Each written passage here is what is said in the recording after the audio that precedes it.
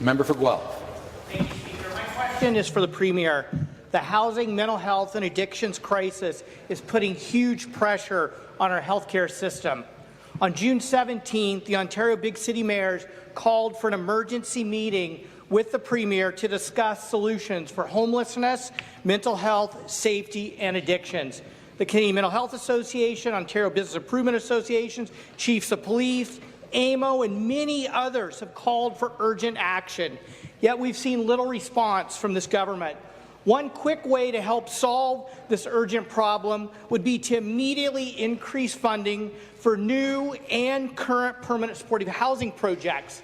So, Speaker, will the Premier commit today to new ongoing operational funding for mental health workers and other supports in supportive housing projects to improve people's lives and reduce stress on our healthcare system?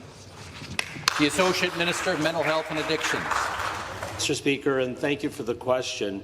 As you know, and as I've said on numerous occasions, our government respects mental health, and we have done and made incredible investments. The meeting with respect to the mayors of the large cities in the province, we have met with many of the mayors one-on-one. We've had many discussions. And, Mr. Speaker, our investments in the province have been unprecedented when it comes to investments. We understand the need to build a system and the fact that for building a system you also need to make investments, and those investments are being made to the tune of $525 million annually. In addition to that, we also understand that as a result of COVID, money needed to be invested, additional funds, into addictions recovery. And so we built a fund of $90 million that's invested across the province of Ontario to ensure that people that need help are able to get it when and where they need it. And that's what we need to do is ensure. Thank you. Thank you very much. Supplementary question. Speaker, I believe the Associate Minister understands the seriousness of this crisis, but I do not believe the government understands the urgency needed, the scale and scope of the crisis, the funding that is necessary. Ontario Big City Mayors called for a meeting, an emergency meeting this summer, because they're saying that cities and communities across this province are being overwhelmed with a crisis of homelessness, mental health, safety, and addictions. Every $10 invested in permanent supportive housing saves government $21.72 in other costs.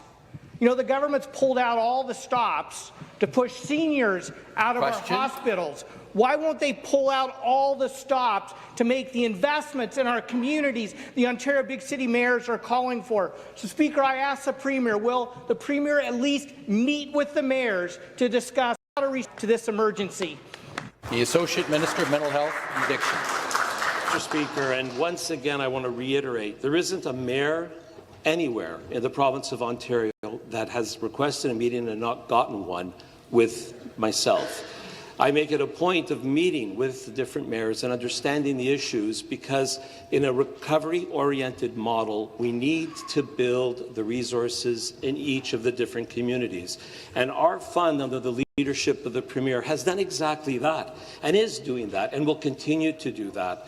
The investments that are being made in the area of harm reduction, in withdrawal management, in treatment, and of course in housing, because we understand that one of the social determinants of health, to ensure that a person doesn't continue to cycle through the system, is to provide the resources necessary to give that individual the best chance of succeeding.